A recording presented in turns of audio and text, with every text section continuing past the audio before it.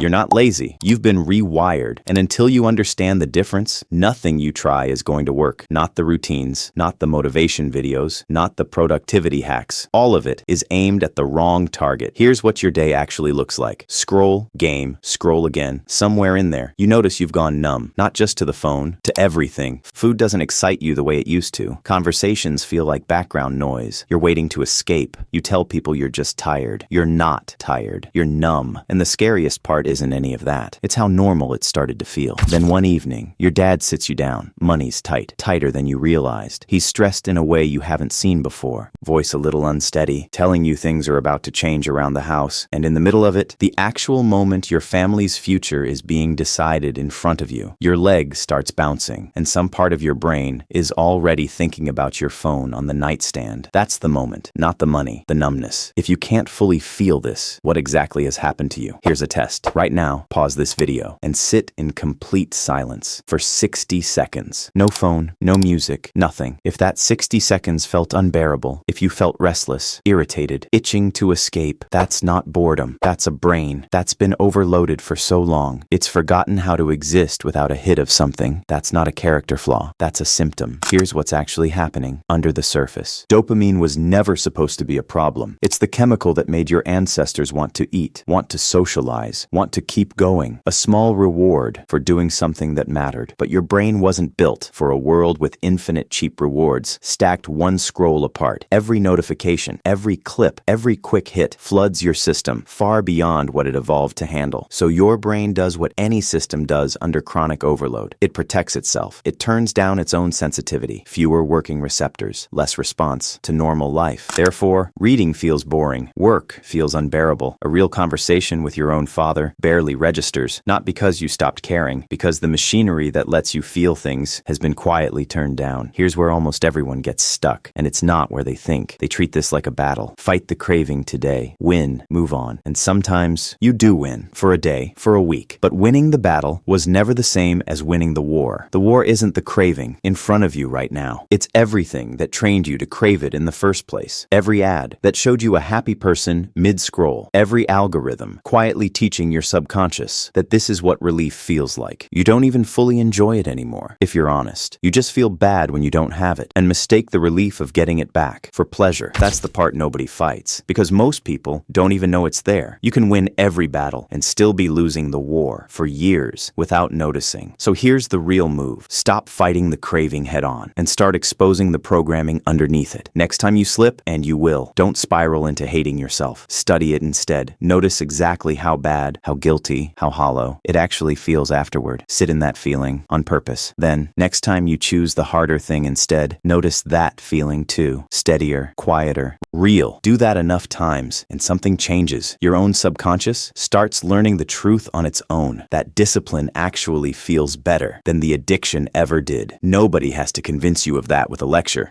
You'll have the evidence yourself. 2 moves. Make this hold long term. Contain it. Don't fight it. Give yourself one set window a day. Say 2 hours for the scrolling, the games, whatever it is. Not 0. Contained. Earn it. After the important things are done, not before. That single change, reward after effort, instead of before it, is most of the fix by itself. Then crowd it out. Don't spend all your energy trying to stop the bad habit. Add something small and good instead. A 5-minute walk, 5 pages. One honest conversation instead of one more scroll, small enough that you'll actually do it. Do that daily, and over time, the good thing simply takes up the space the bad one used to live in. You don't have to win a fight you never wanted to have in the first place. Picture that same conversation with your dad a few months from now, after the receptors have had time to recover, after effort has started coming before reward instead of after. He's telling you something hard again, and this time, your leg isn't bouncing. You're not thinking about the nightstand. You're just there, fully, the way you used to be, before any of this started. That's not motivation. That's a nervous system. That finally got its sensitivity back. Nothing about your family's situation changed in that moment. What changed is you were finally capable of actually being in it. Your task today isn't a full detox, and it isn't quitting everything cold. It's smaller than that. Pick one 5-minute positive thing and do it before you open the app. You always open first. If you're taking this seriously, comment Rewired below, not as a promise, as a record, something you can scroll back to later and check against who you actually became, because you were never lazy. You were just running code somebody else else wrote for you. Time to write your own.